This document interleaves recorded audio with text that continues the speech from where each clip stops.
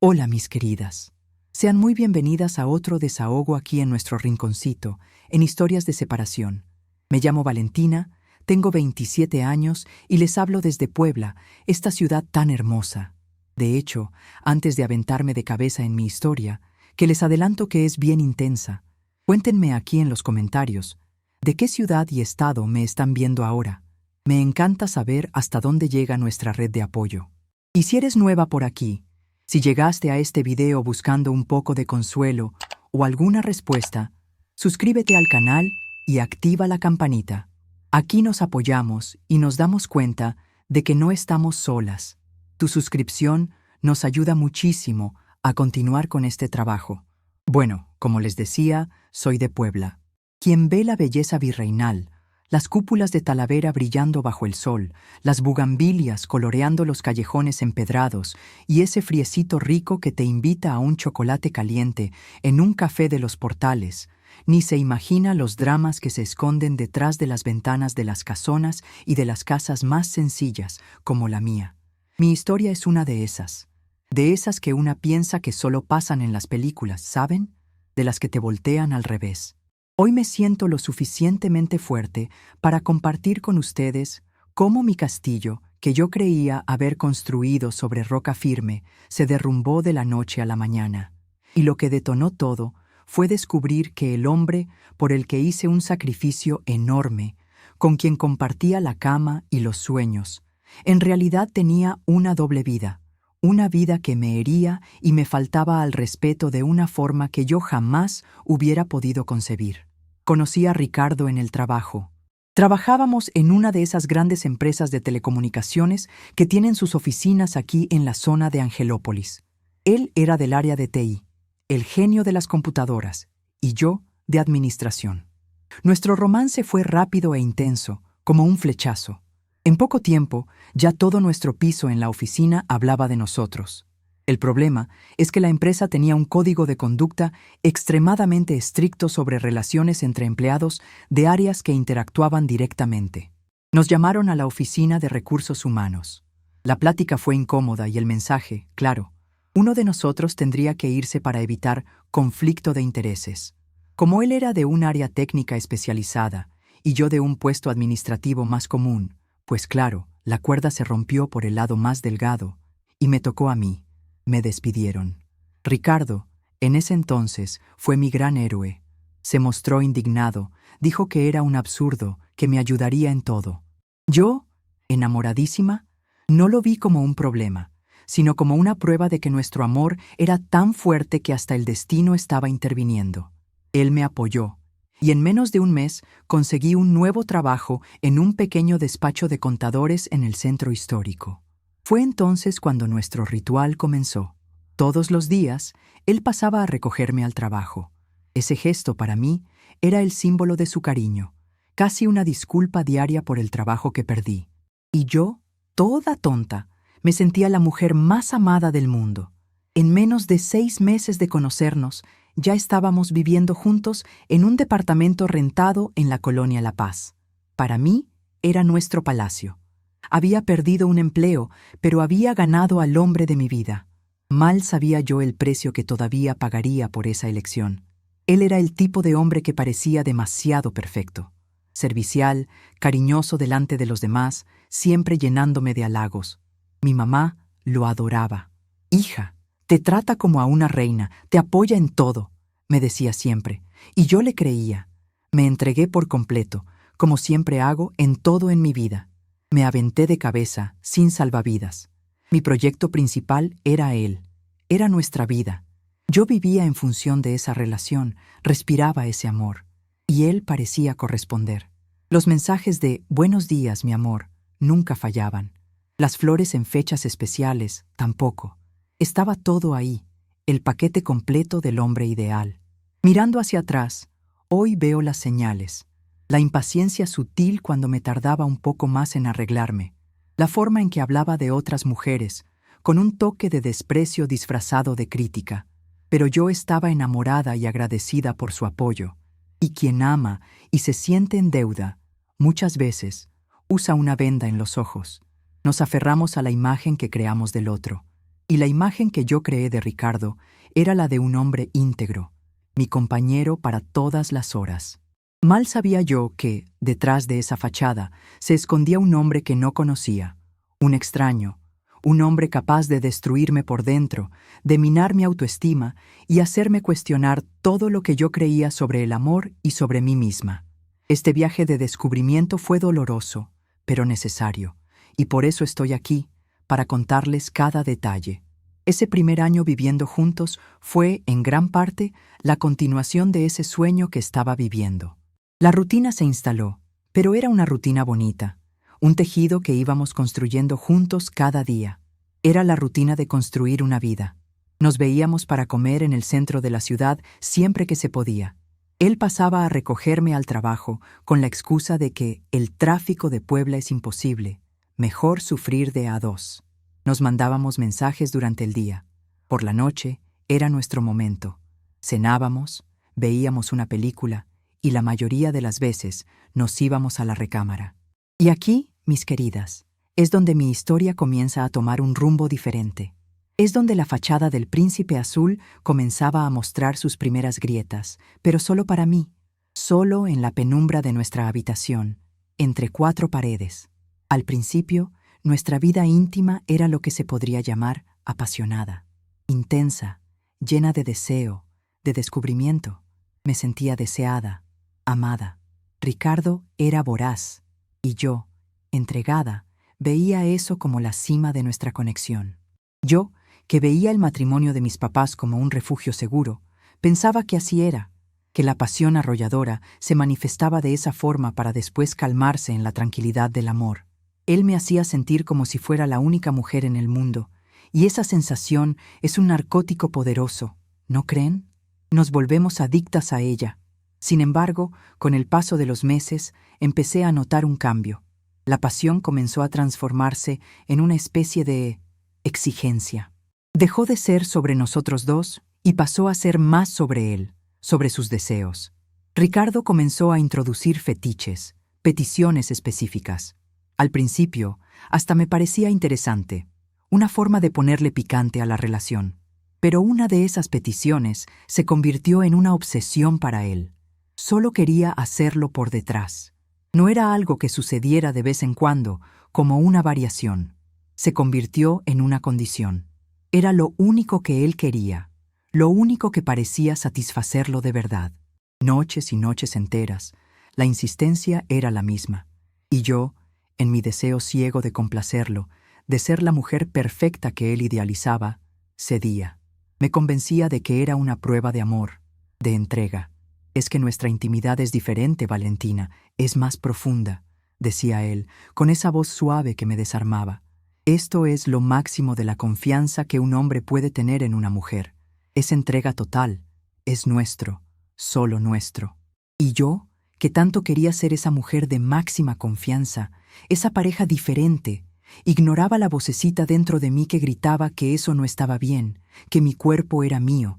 La verdad es que, para mí, era incómodo. Muchas veces, doloroso. Yo sonreía, gemía, fingía un placer que no estaba sintiendo, todo para ver la sonrisa de satisfacción en su rostro al final. Me sentía como una actriz desempeñando el papel de la pareja sexualmente libre y desinhibida, mientras por dentro solo quería que aquello terminara pronto para poder recibir un abrazo y dormir. Me sentía sucia, a veces, usada, un objeto para su placer. Pero, ¿cómo podía verbalizar eso?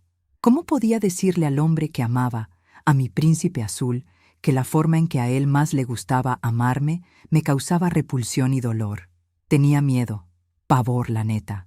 Miedo de que me considerara mocha, frígida, reprimida, una palabra que él usaba para describir a sus exnovias que no eran tan evolucionadas como yo. Miedo de que buscara en otra lo que yo no estaba dispuesta a darle. Entonces, me callaba. Soportaba el dolor físico en silencio y después me iba al baño, abría la regadera para ahogar el sonido y lloraba en voz baja. El peso de ese secreto, de esa actuación, comenzó a aplastarme. Me sentía cada vez más distante de mí misma. ¿Alguna de ustedes ya se sintió así? presionada a hacer algo que no quería de verdad, solo para complacer a su pareja, para mantener la paz o por miedo a ser abandonada? Cuéntenmelo aquí en los comentarios, por favor. Es muy importante saber que no pasamos por estas cosas solas. Yo lo intentaba, ¿saben? Intentaba desviar el tema. Sugería otras cosas. Compraba lencería nueva. Trataba de crear un ambiente diferente, más romántico. Hoy podría ser más tranquilito. Una película, un apapacho, le decía. Pero nada funcionaba. La conversación, invariablemente, volvía al mismo punto. Su insistencia era sutil, venía disfrazada de cariño. «Ay, mi amor, pero de esa forma es tan rico, te pones tan buena», me susurraba al oído. «Cuando te relajas, es la mejor cosa del mundo, es nuestra conexión». Era una manipulación sutil, pero eficientísima. Me elogiaba para conseguir lo que quería. Y cuando yo dudaba un poco más, su cara se transformaba. No peleaba, no gritaba, simplemente se molestaba. Se volteaba para el otro lado y se dormía, dándome la espalda. Un trato de silencio que me helaba el alma. Me dejaba ahí, en la oscuridad, con un sentimiento de culpa abrumador. La culpa siempre era mía. La culpa por no ser lo suficientemente liberal, por no amarlo lo suficiente como para pasar por encima de mi propia incomodidad. Él era un maestro en invertir los papeles. Y yo, con mi baja autoestima disfrazada de autosuficiencia, caía en la trampa todas las veces. Al día siguiente, me esforzaba el doble para ser la novia perfecta, para compensar mi falla de la noche anterior. Le hacía su desayuno favorito, le dejaba una notita en su portafolio del trabajo, y el ciclo se repetía. Estaba atrapada, enredada en una telaraña de chantaje emocional y de anulación física. Nuestra recámara, que antes era mi refugio, nuestro nido de amor, se había transformado en un escenario de angustia. Empecé a tener pavor de que llegara la noche. Solo que no imaginaba que mi cuerpo, en breve, comenzaría a gritar por ayuda de una forma que ya no podría ignorar, y que la reacción de él a esos gritos sería el primer gran golpe, la primera pieza del dominó que llevaría al fin de todo. Y mi cuerpo gritó. Gritó de una forma que ya no podía silenciar con analgésicos o con mi propia negación. Empezó con una molestia constante, un dolorcito enfadoso que intentaba ignorar, pero evolucionó. Evolucionó a un dolor agudo, a un sangrado que me llenó de pánico. Llegó a un punto, amigas, en que sentarme a trabajar frente a la computadora era una tortura. Cada movimiento era calculado. El simple acto de ir al baño se convirtió en un evento temido, un momento de sufrimiento físico y de profunda humillación. Me miraba en el espejo y no me reconocía. Veía a una mujer con ojeras profundas, con una sonrisa forzada que no llegaba a los ojos. Me estaba consumiendo, y la causa de eso dormía a mi lado todas las noches, completamente ajeno, o tal vez indiferente a mi sufrimiento. La vergüenza era inmensa. Me sentía sucia, rota. ¿Cómo yo, una mujer de 27 años, llena de vida, había llegado a ese punto?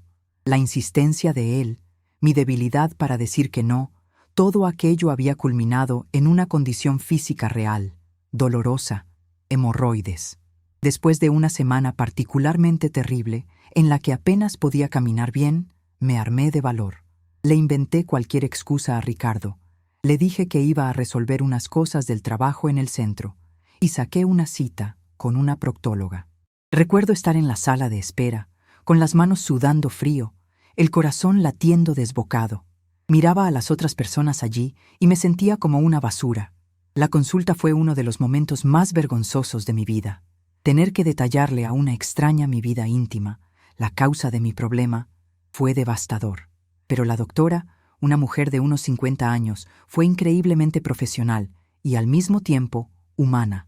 Me examinó y el diagnóstico fue claro. El cuadro era serio, causado por un trauma continuo en la región. Me recetó pomadas, medicamentos para el dolor, me recomendó baños de asiento y, lo más importante, fue categórica. Valentina, necesitas reposo absoluto de esa práctica. No es una sugerencia, es una orden médica. Si continúas, esto va a evolucionar a una cirugía y el postoperatorio es extremadamente doloroso. Salí del consultorio con la receta en la mano y una lágrima silenciosa corriendo por mi mejilla. Era una lágrima de dolor, de vergüenza, pero también de un pequeño, minúsculo alivio. No estaba loca. Mi dolor era real. Tenía una prueba. Llegué a casa esa noche decidida a tener la conversación que había estado posponiendo durante meses. Esperé a que llegara del trabajo, se bañara, cenara. Me senté con él en el sofá, respiré hondo y con la voz temblorosa le conté todo. Le mostré la receta, le expliqué lo que dijo la doctora. Yo esperaba, en el fondo de mi corazón romántico y tonto, una pizca de compasión.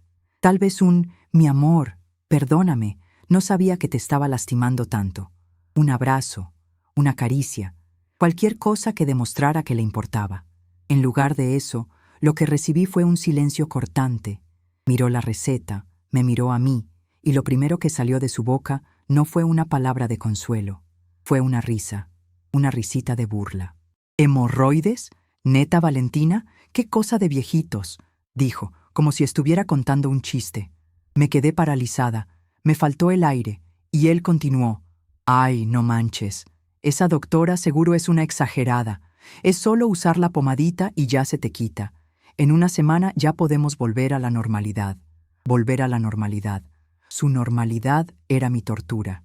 «Ricardo, no puedo». La doctora dijo. Intenté argumentar, pero me interrumpió. «Ay, doctoras, doctoras. Siempre hacen un drama. Relájate, amor. El problema es que te pones tensa.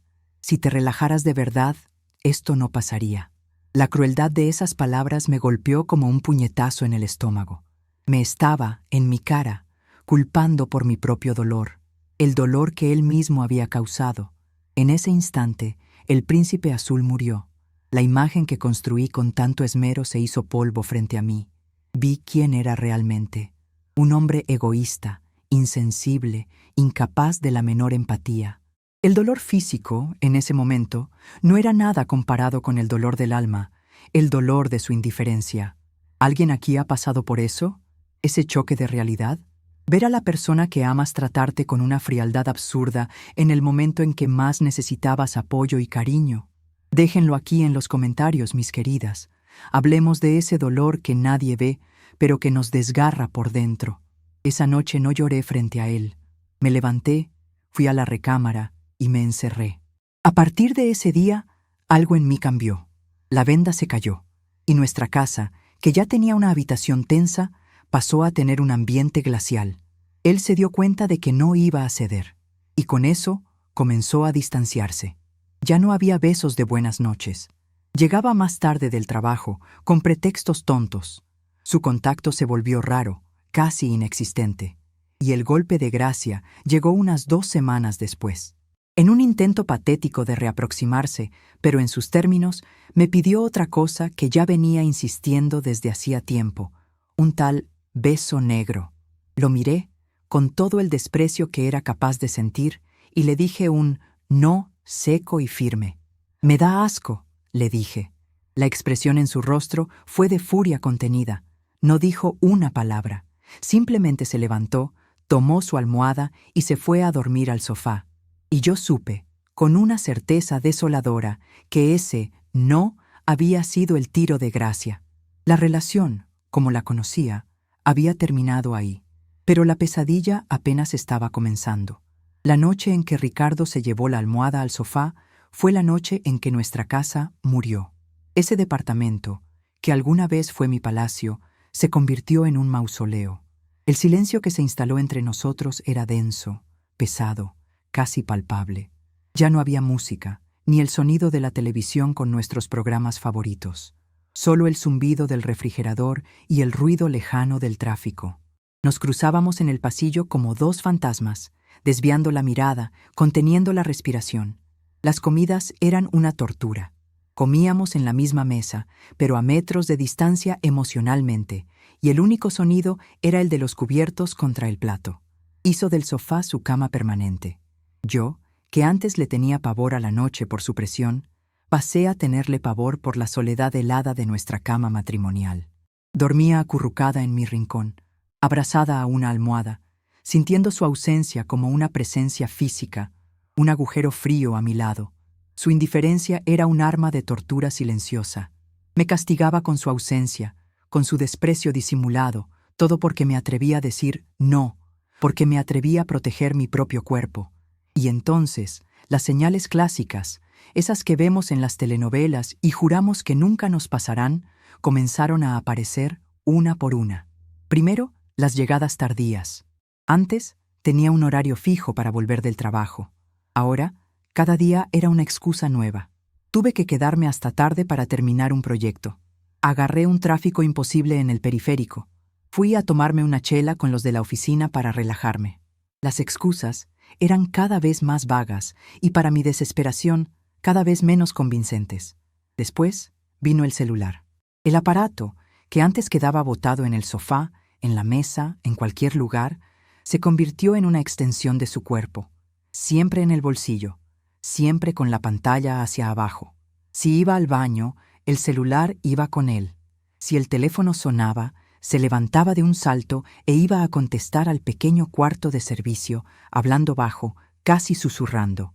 Una vez junté todo mi valor y le comenté: «Oye, tu camisa huele dulce, no es tu perfume». Me miró con un cansancio fingido y dijo: «Es el suavizante nuevo que compraste, Valentina. Estás obsesionada, estás buscando cosas donde no las hay. Tu paranoia ya me cansa, ¿sabías? Me asfixia». Me desarmaba llamándome loca, y por un tiempo casi le creí. Me convertí en una detective aficionada, una figura patética dentro de mi propia casa. Olía sus camisas cuando llegaba, buscando un perfume diferente. Hurgaba en los bolsillos de sus pantalones mientras dormía en el sofá. Me estaba transformando en una mujer que yo misma despreciaría, celosa, insegura, paranoica. Mi única válvula de escape era mi amiga, Fernanda. Me conocía desde la adolescencia y nunca le había caído muy bien Ricardo. «Es demasiado perfecto, Valentina. Desconfía de la gente así», me decía, y yo me enojaba, pero ahora era con ella con quien corría. Nos veíamos para tomar un café en el centro y yo me desahogaba. «Amiga, creo que me estoy volviendo loca. Estoy viendo cosas donde no las hay», le dije, con los ojos llenos de lágrimas. Fernanda me tomó la mano con firmeza y dijo: «¿Loca? ¡Loca tu abuela! No estás loca, Valentina. Te están poniendo el cuerno, eso es lo que pasa». Cuando un hombre empieza con esos misterios, con secretitos en el celular, llegando tarde y encima echándote la culpa, es el manual del patán. Reacciona. Ella me sacudía, me mostraba la realidad que yo me negaba a ver. Me dio la fuerza que no tenía para seguir buscando. El punto de inflexión, el momento que me sacó del estado de sospecha y me arrojó a la certeza de que me estaban engañando, fue un viernes por la noche. Me dijo que tendría una cena de confraternización de la empresa, en un restaurante caro en Cholula. Dijo que era solo para empleados y por eso yo no podía ir. La forma en que lo dijo, sin mirarme a los ojos, ya encendió una alerta. Tragué saliva y le deseé una buena cena. Me quedé en casa, rumiando mi tristeza, cuando decidí entrar a Instagram para distraerme. Y entonces lo vi. Un colega suyo, del mismo departamento, publicó una serie de historias. Estaba en un bar sencillo, en el centro de Puebla, con todo el equipo de TI. Y allá en el fondo de uno de los videos, riendo y bebiendo, con el brazo alrededor de alguien a quien la cámara no enfocaba bien, estaba Ricardo. No estaba en ninguna cena de directores en Cholula. Estaba mintiendo, descaradamente. En ese momento, una furia que nunca había sentido en mi vida me subió por la espalda. La tristeza dio paso a una rabia helada. El dolor de la traición era real. No solo me estaba engañando, sino que me estaba viendo la cara de estúpida. ¿La mentirosa era yo? ¿La loca era yo? Guardé el video y se lo mandé inmediatamente a Fernanda. Su respuesta llegó en menos de un minuto. «Basta, se acabó el show». Sabía que tenía razón. Se acabó el tiempo de llorar y de dudar de mí misma. Era hora de descubrir la verdad, por más que doliera. Era hora de arrancarle la máscara a ese hombre de una vez por todas. Y no lo haría sola. Si mi historia te está atrapando, si está resonando con algo que vives o has vivido, te pido de corazón, suscríbete aquí al canal para no perderte lo que sigue. Y por favor, cuéntame aquí en los comentarios de qué ciudad y estado me estás viendo. Quiero saber hasta dónde están llegando nuestra voz y nuestra fuerza. El mensaje de Fernanda fue como un desfibrilador en mi pecho. Basta.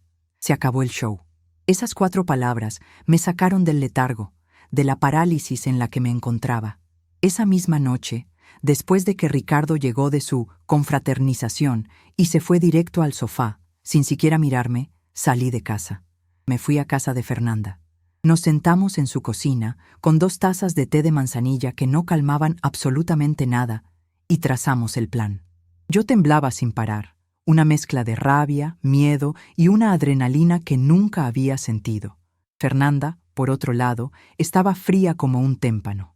Ella era la general y yo, la soldado aterrorizada. El plan es simple, Valentina. Ya no lo vamos a confrontar basándonos en una historia de Instagram. Lo vamos a agarrar con las manos en la masa, con una prueba real, innegable. La próxima vez que invente una excusa barata para salir de noche, lo vamos a seguir. La idea me daba escalofríos. Parecía de película. Perseguir a mi propio novio era tocar fondo. Pero Fernanda fue firme. Tocar fondo es vivir como estás viviendo. Que te llamen loca. Dormir con un fantasma dentro de casa.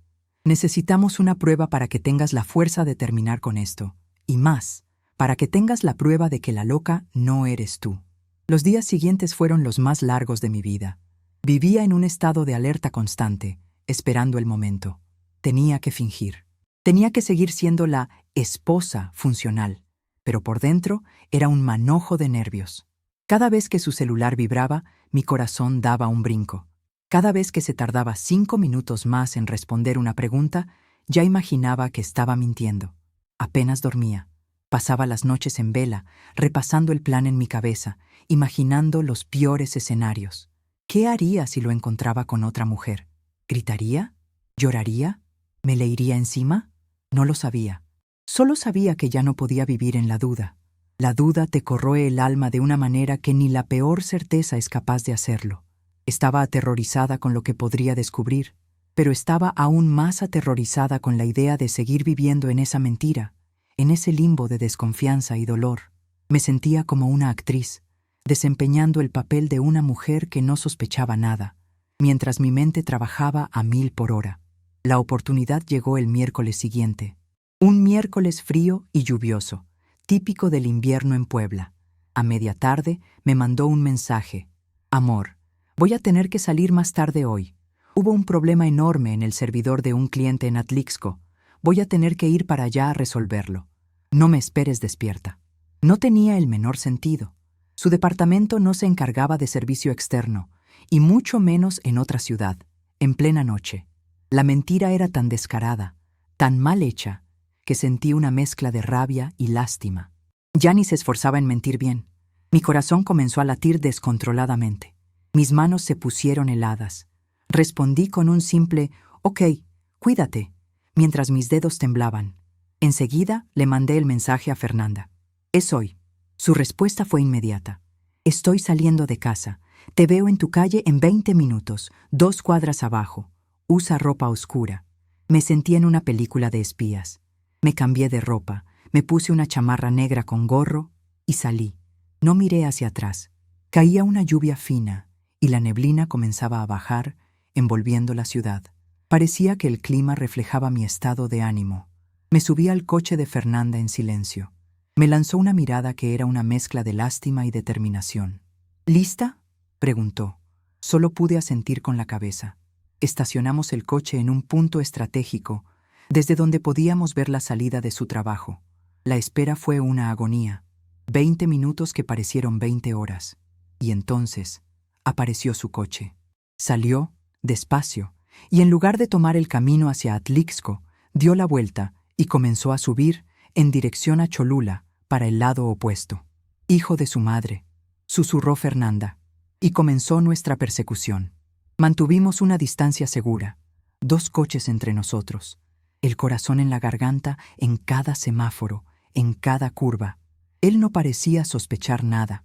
Conducía tranquilamente, con el brazo fuera de la ventana a pesar del frío.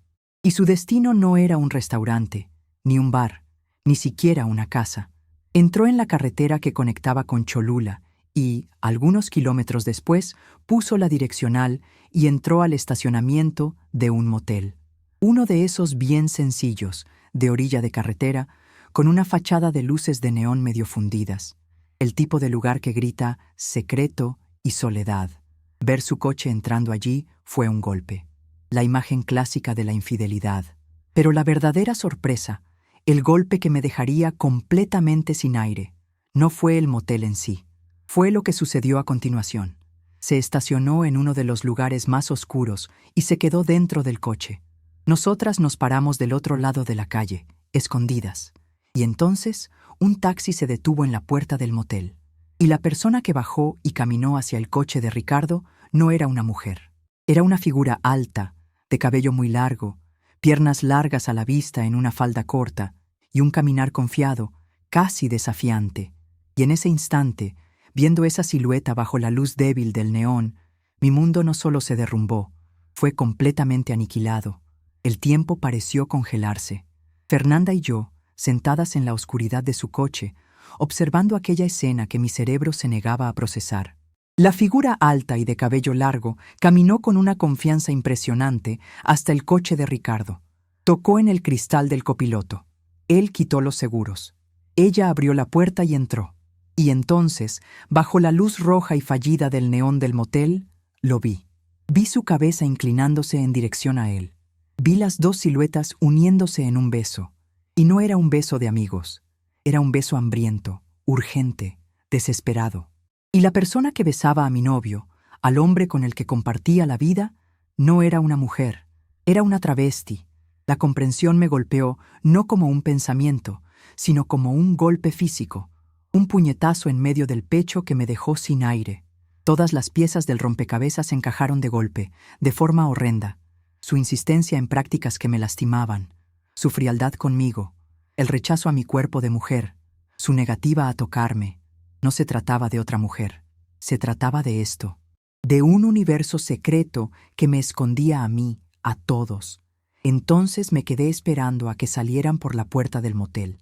Valentina, no, quédate en el coche, ya tenemos la prueba, vámonos, susurró Fernanda. Su voz era un hilo de urgencia, sintiendo el cambio en mi respiración, en mi cuerpo que comenzó a temblar incontrolablemente. Pero no la escuché. Un zumbido se apoderó de mis oídos.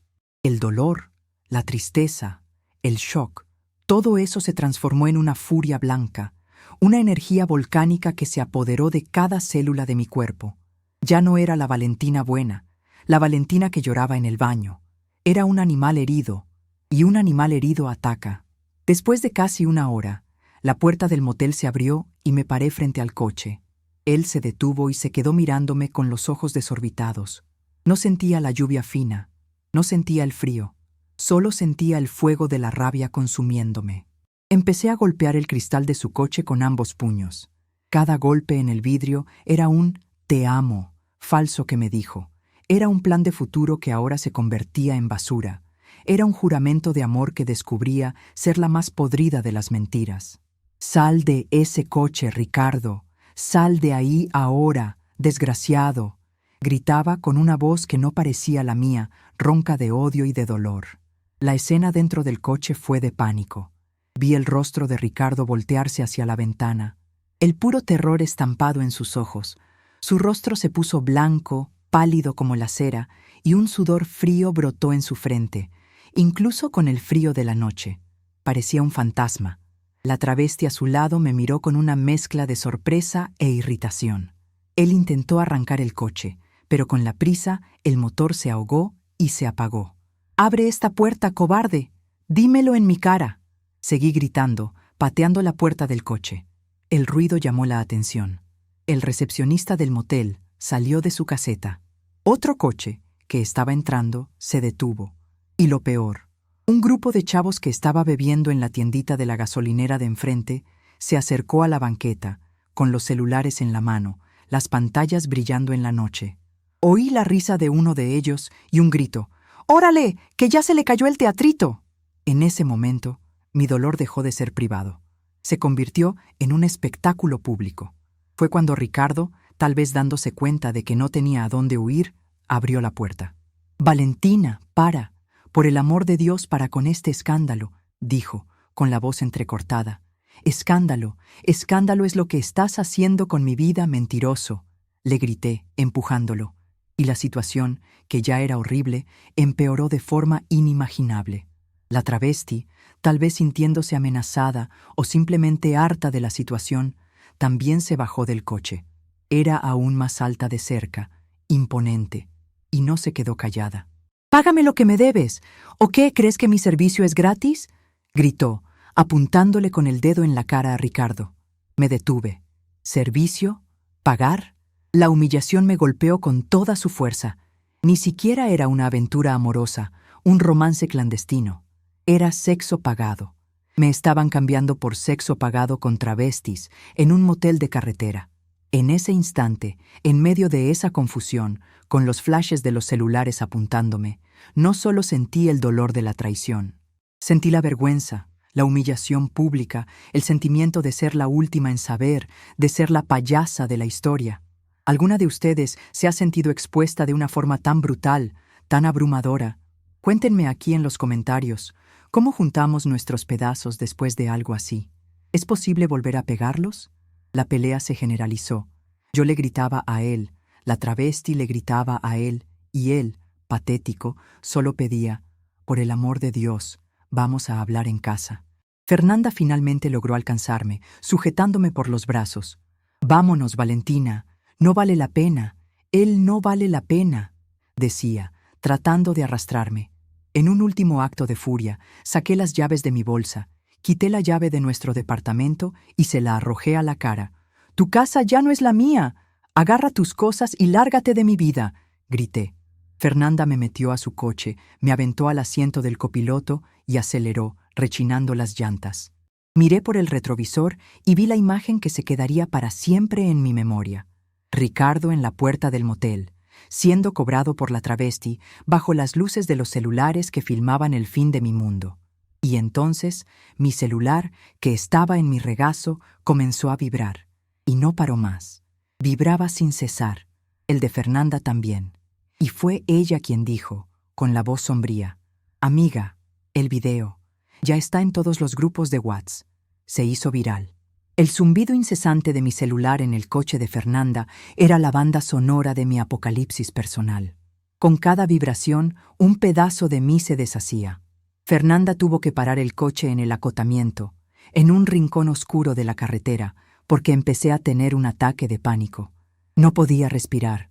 Me tomó la cara entre sus manos y me obligó a mirarla. «Respira, Valentina. Jala aire. Suéltalo. Eso. Ahora, mírame.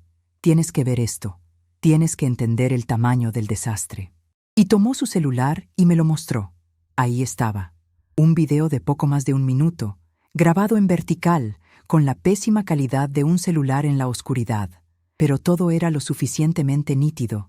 Mi voz, chillona, llena de odio, mi furia descontrolada, el rostro patético y asustado de Ricardo, la figura imponente de la travesti gritando sobre el servicio y el dinero, y el sonido de las risas de los hombres que filmaban.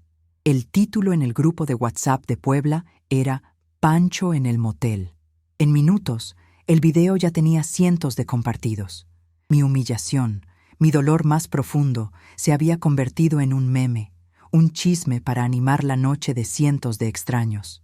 Las notificaciones en mi celular eran de amigos, compañeros de trabajo, parientes lejanos que no veía en años. Algunos mandaban mensajes de apoyo, otros, emojis de risa, otros, solo el signo de interrogación. Cada mensaje era una puñalada. Fernanda me llevó a casa. A mi casa, ahora. El departamento estaba silencioso, exactamente como lo había dejado. Pero ahora, cada objeto suyo parecía quemarme los ojos. La ropa en el cesto, su consola de videojuegos en la sala, su taza de café en el fregadero. Todo estaba contaminado. Fernanda fue un ángel. Me quitó el celular de la mano, me hizo un té fuerte y me sentó en el sofá en el que él dormía. Sentí un escalofrío y me levanté en ese mismo instante. Pasé la noche en vela, caminando de un lado para otro, mientras Fernanda, sentada en el sillón, dormitaba y se despertaba, siempre vigilándome. Estaba en estado de shock. No lloré, no grité. Estaba entumecida, como si mi alma se hubiera salido de mi cuerpo para observar todo desde lejos. Ricardo no llamó, no mandó mensaje, no vino a casa. Claro que no vino. ¿Cómo podría? La ciudad entera había visto caer su máscara. A la mañana siguiente, exhausta, recibí la primera y única comunicación de su parte. Un mensaje de texto. No era una disculpa, no era una explicación, era una acusación. Felicidades, Valentina. Conseguiste lo que querías. Destruiste mi vida. Me voy a tener que ir de la ciudad. Voy a perder mi trabajo, mi reputación. Todo por tu escándalo. Espero que estés feliz. Leer eso fue como recibir una última bofetada. ¿La culpa era mía? ¿El escándalo era mío? Una rabia fría, diferente a la furia de la noche anterior, comenzó a subir por mi cuerpo. Era una rabia lúcida, una rabia que me dio un propósito. Miré a Fernanda, que leía el mensaje por encima de mi hombro, y le dije, con la voz firme, «Pasa esas bolsas de basura grandes que están en el patio de servicio». Ella sonrió, una sonrisa pequeña, pero orgullosa, y comenzamos la limpieza. Fue catártico.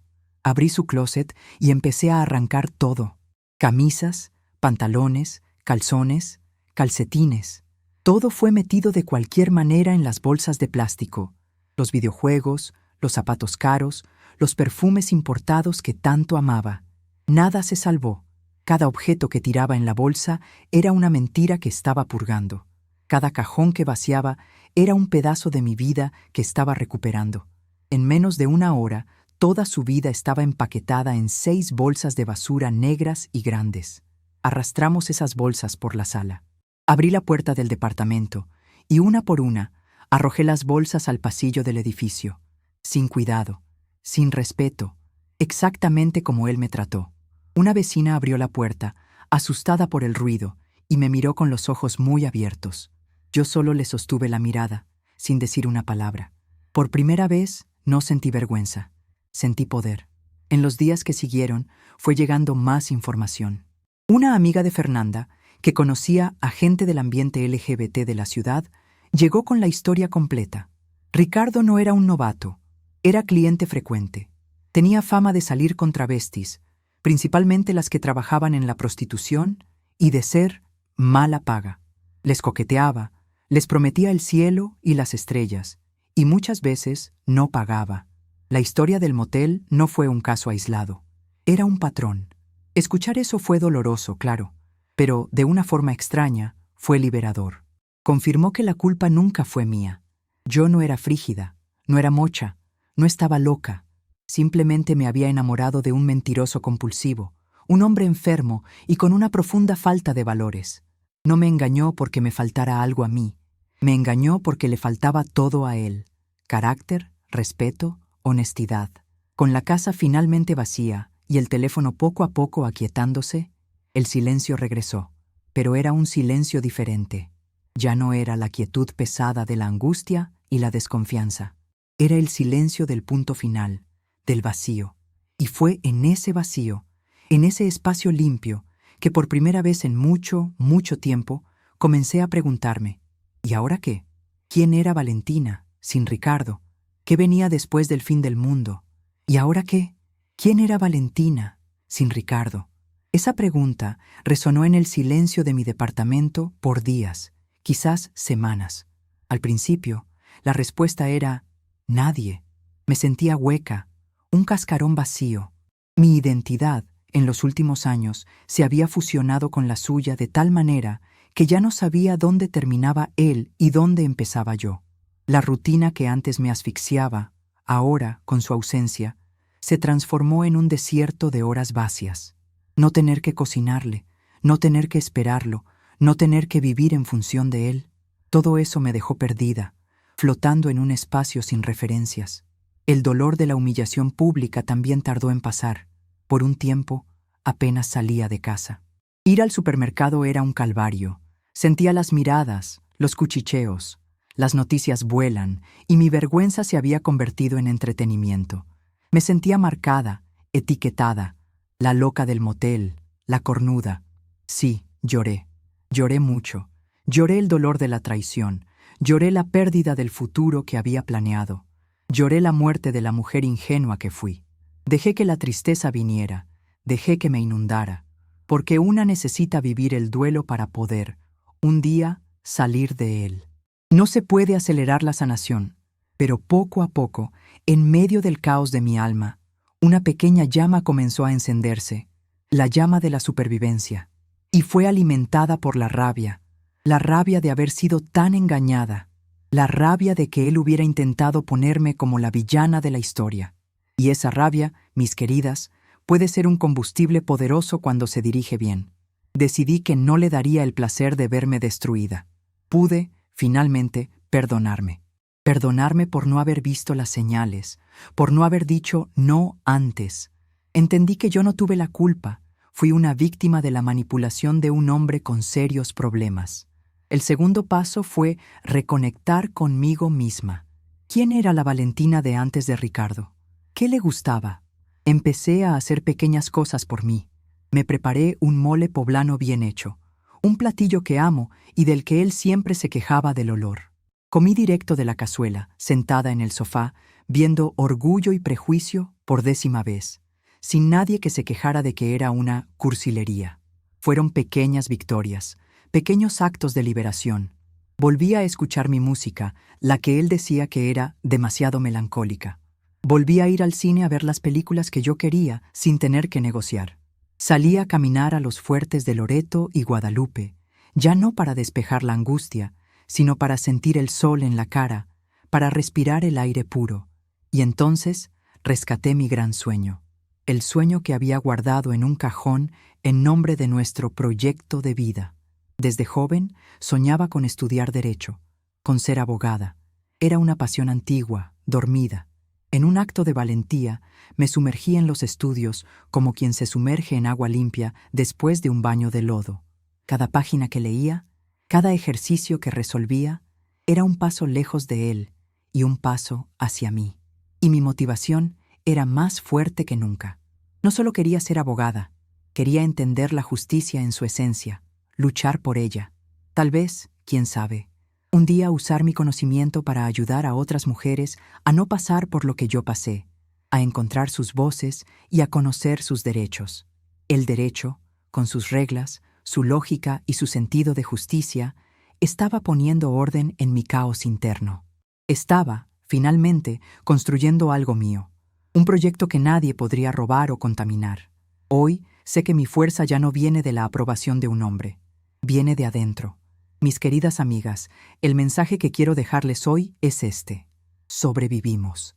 El dolor de una traición, de un abuso, de una separación traumática, es uno de los peores que existen. Parece que el mundo se acabó, que nunca más vamos a ser felices. Pero eso no es verdad. Eres mucho, pero mucho más fuerte que el dolor que te causaron. Tu historia no termina en la traición que sufriste. Puede, y va a, recomenzar a partir de ella. Permítete sentir, llora, grita, vive tu duelo. Pero no dejes que el dolor te defina. No le des a quien te hirió el poder de dictar el resto de tu vida. Busca ayuda, apóyate en tus amigas, en tu familia, en espacios como este. Y, lo más importante, aférrate a tus sueños, aquellos que dejaste atrás. Son tu brújula, tu norte. El amor propio no es algo que se encuentra, es algo que se construye, ladrillo por ladrillo, después de que nuestro castillo de arena se desmorona. Si mi historia te tocó de alguna forma, si te dio una pizca de esperanza o te hizo sentir menos sola, te pido de corazón, suscríbete aquí al canal Historias de Separación. Juntas vamos a construir y fortalecer esta red de apoyo. Deja tu comentario aquí abajo, tu fuerza, tu propia historia, si te sientes cómoda. Leer lo que escriben nos fortalece inmensamente. Y no dejes de ver el próximo video que está apareciendo aquí en tu pantalla. Cada historia que compartimos aquí es un paso más en nuestro camino de sanación y superación. Nos vemos allá. Muchas gracias por escucharme. Cuídense mucho y, sobre todo, manténganse fuertes.